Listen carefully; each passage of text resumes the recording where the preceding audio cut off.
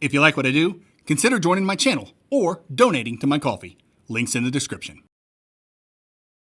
Hey, this is the Metroidvania Guru, and Steam's Next Fest is upon us yet again, serving up a buffet of delicious demos to try out. But which ones should I try? How about the demos that devs have asked me to check out? That's as good a method as any, I think. So, that's what I did.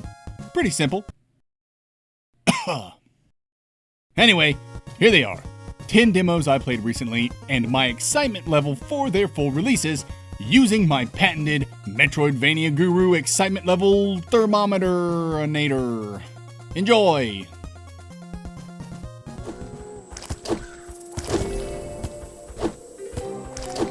Grumpy Jack is an overhead Metroidvania created by Vincent Pinning, the brilliant mind behind Super Roboy, a surprisingly excellent Metroidvania from a debut developer.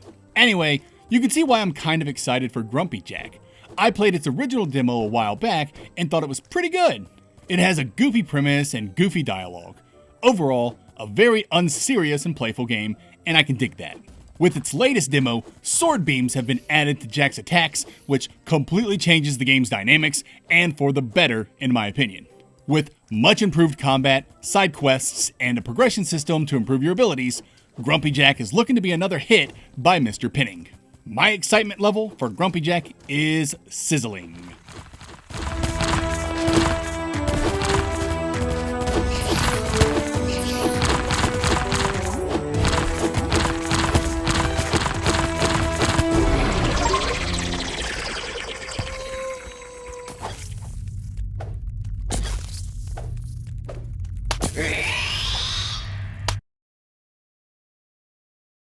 Vicarius is a tough game. It reminds me of Gauntlet, but without the projectiles in your regular attacks. You play as some dude, and I think you start in a sewer or something, and all these bugs are attacking you at every angle. It can seriously get overwhelming. The environment you start in is incredibly dark and labyrinthine. Your goal is to flip switches to open doors so you can escape this hellhole, and that is much easier said than done. Enemies swarm you at all sides, and they constantly respawn, so there's hardly ever any reprieve. There were many times my thumbs would get tired from the onslaught. At one point, a new giant bug enemy appeared out of nowhere and legit scared the garbage out of me. I eventually escaped to the sunny surface, only to have the demo end. So, what'd I think of Vicarius? It was hard. I struggled to reach the surface, and I just couldn't collect enough currency to properly upgrade myself because I would die so often. It's a fun little game, but I'm skeptical to call it a Metroidvania. I'd put my excitement at chili.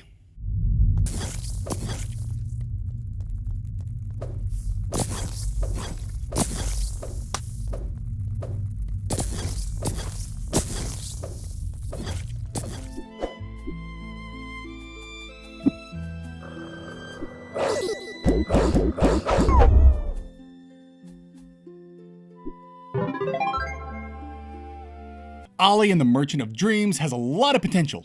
You're a cat guy with a sword who can summon monsters at the press of a button. I beat this giant snake boss who I could then summon to spit acid to hurt enemies and break brambles blocking my path.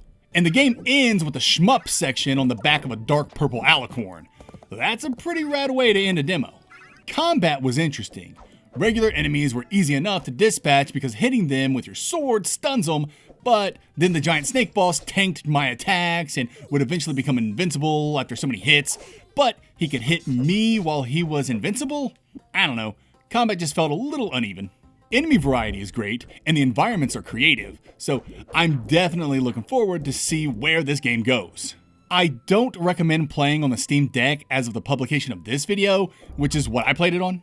There were multiple graphical issues that hindered my enjoyment, but I'd imagine these issues aren't on PC, so give the game a shot there. I'd say I'm lukewarm on this one.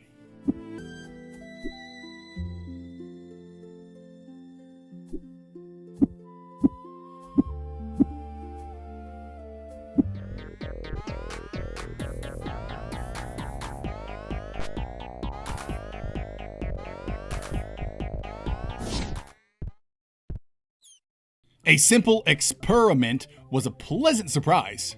You're a cat who's been abducted by aliens for a pitch meeting. And now, you're trying to save your kittens. The game's humorous and lighthearted with a distinctively non-combat approach. The coolest part is that you can switch up the map like it's a sliding puzzle. It's tough to explain, so I'll just show it on screen. You'll get it. Anyway, you shift rooms to open new pathways in order to reach specific objectives, like opening teleporters and finding your kittens. It's a puzzle platformer with a really cool twist. The platforming is a bit stiff, but overall, I had a lot of fun with this one. My excitement level is simmering.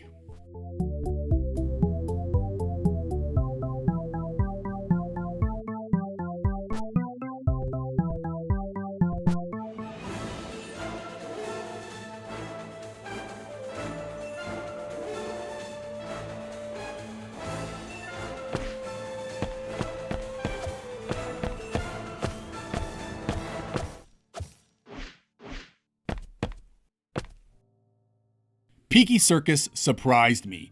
It has a very strange world and vibe and is very dark tonally. There's a disease plaguing the world, and there are very weird and, at times, malicious NPCs. Yet, the game has a very sharp sense of humor, mostly fourth wall breaking quips about how this is just a demo. We'll have to see how this humor translates to the full release. As for combat, it's kinda silly, in a good way, but what did you expect from a game where you play as a talking mime? Hitting enemies launches them into the air, where you can just juggle them until they die. I didn't hate it and thought it was kind of fun. You eventually unlock a gun, which does exactly as you think. Reloading it requires picking up bullets dropped by defeated enemies, so you can't go in guns blazing. But yeah, that's pretty much Peaky Circus. It's a relatively short demo that ends with a tough boss that took me a few tries to take down. The world's full of NPCs, notes for world building, and even some dialogue trees that affect the world in different ways.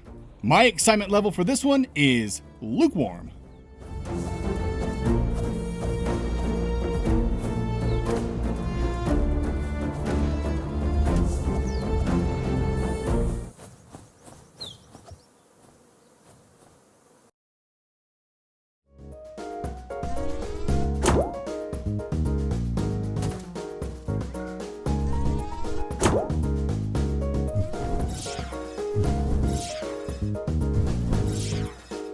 The Bold Bogey is a highly experimental Metroidvania that feels more like a Nintendo 64 era collectathon than a true Metroidvania.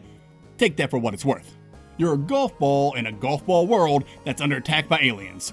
The premise is silly, the dialogue is goofy, and environments are bright and colorful, all things I like in my video games. Where the experimental part comes in is with your ball's basic movement. You traverse this world as you'd imagine a golf ball would, in 15, 30, and 45 degree arcs. You have guidelines to help you with judging your shots and a strength meter to adjust how far you want to go with your shots. You can also putt yourself along if you want.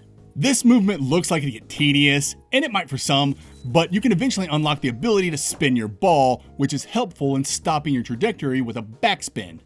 But you can also put a front spin on your ball and travel the world pretty loosely. It controls like a kart racer at this point and is kind of fun. Back to the Nintendo 64 era bit. Your objective is to find batteries so you can progress in the stage, much like how you had to find stars in Mario, or puzzle pieces in Banjo, or gems in Spyro if you want a PSX era example. I think you get the idea. Collect MacGuffins by doing things so you can move on. In Bold Bogey, you can find a battery by killing this eyeball monster, or by going under par at this putt-putt range, as well as climbing a tower or hitting a bird. Anyway, this is a weird one I'd recommend for gamers who are down for unconventional controls and old-school collectathons. My excitement level is lukewarm.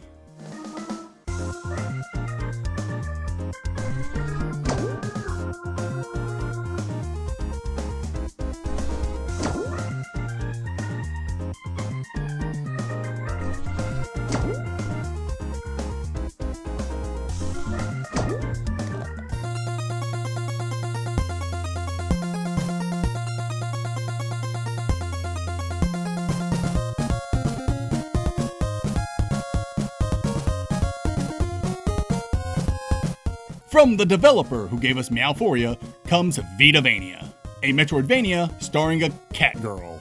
Shocking. I'm gonna lay it out for you. I dug this demo. I like this guy's style, mostly because he's making what he wants to make. The game needs some polish and has some questionable mechanics I'm not entirely sure of, but the vibes are unique and the environments are interesting. And the fact that I started the game and immediately got attacked by a biblically accurate angel also gets the game some brownie points. And there's just so many odd things going on. What is this witchcraft tablet I can draw on? Why can I write my own book? I don't know. I just want to see where this project goes out of morbid curiosity. My only issue is that the game is not Steam Deck ready, so make sure you try it on a PC. The sound didn't come through on the deck, so I had to play in complete silence. It was a bummer, but I still enjoyed it. My excitement level is simmering.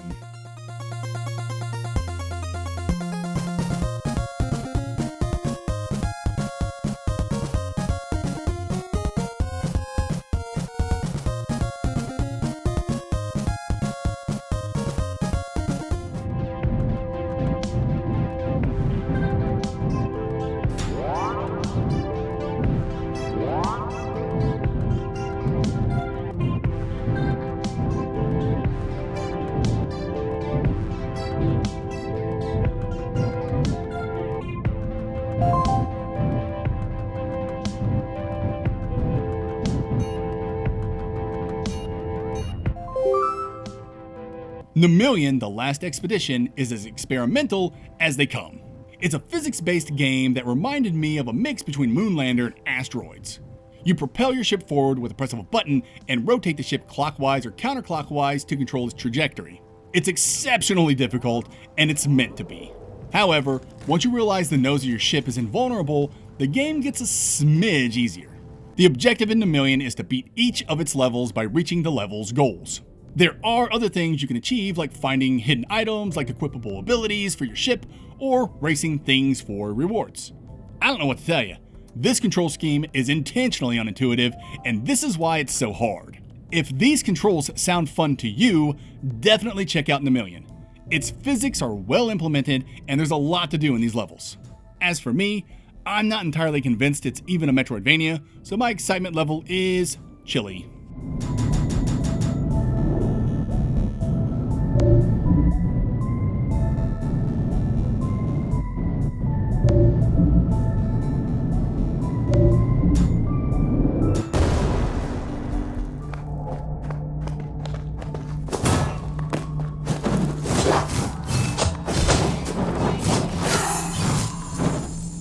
I would say that Nocturnal II is definitely the dark horse on this list. I didn't play the first Nocturnal because it didn't have the Metroidvania tag, but Nocturnal II has that tag right up front. So I decided to check it out, and boys, this game is fire. You play as a guy who goes to this ancient place to rekindle the fire that should be burning throughout the ancient sacred building for reasons. Sorry, it's been a while since I played the demo, so the details are a bit hazy. All you need to know is that you must light up a bunch of torches and furnaces to progress. And I know that doesn't sound fun, but believe me, it's quite satisfying. Not only is your character fun to move around with, not only is combat fun, and not only are the fire effects and animations amazing, but you also have this meter down here letting you know how much fire presence exists in the area, and you know I love watching numbers and meters go up in my video games. And that's what you gotta do. Set enough torches and furnaces alight so you have enough fire presence to open up a big old door so you can fight a big old boss and get to the next big old area so you can light more crap on fire. I know that sounds basic or maybe even boring, but I promise you it is not. I had so much fun with this demo. I implore you, if you try one game from this list, let it be Nocturnal II. It will win you over if you just experience it. For a game that wasn't even on my radar, Nocturnal II is now one of my most hotly anticipated games. My excitement is boiling.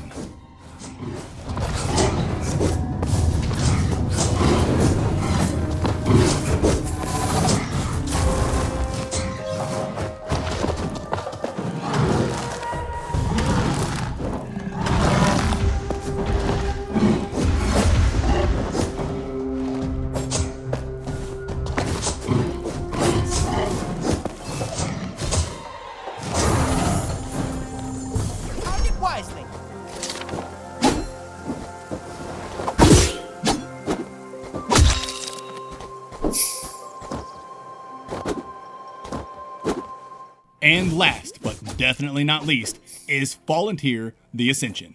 Look, if you've been following me for a while, you already know I'm excited for this one. I've already made 2 videos on Volunteer gushing about the game, and this entry will be no different. I just cannot wait to get my hands on this game's full release. With the latest demo, they've added voice acting, which sounds great, and a brand new biome to explore, along with a new character to recruit, the Shroom Lord's dreaded return, and plenty of new goodies to discover. You can even do a lot more upgrading to Hera's stats. Volunteer is billed as the JRPG of Metroidvanias, so expect a lot of customization, progression systems, and a big map with lots of characters and a long runtime. I don't have much else to say. Go check out my other videos for Volunteer if you're interested in a more detailed discussion of the game. It looks great, plays great, and has been at the top of my wish list for a long time. I'll just end this entry with my original victory over the Shroom Lord, the MV boss I've had the most beef with. Go check out Volunteer and wishlist it right now. So my arch nemesis, the Shroom Lord, returns. The outcome of this battle will be much different, my friend. I now know what all the buttons do, and I can heal. I'd suggest you beg for mercy, but you'll find none here.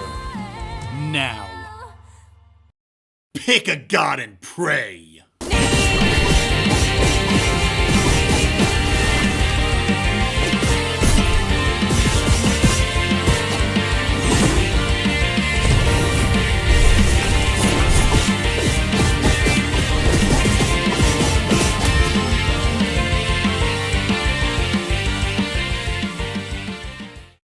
Oh yeah, my excitement level for Volunteer is boiling, by the way, in case you were wondering. And there you have it, the demos I've played for February's Steam Next Fest. Do any of these games got you excited? Let me know in the comments, and let me know if there are any big ones I missed that you'd be interested in hearing my take on. And of course, feel free to like and subscribe to help me out. Until next time, later nerds.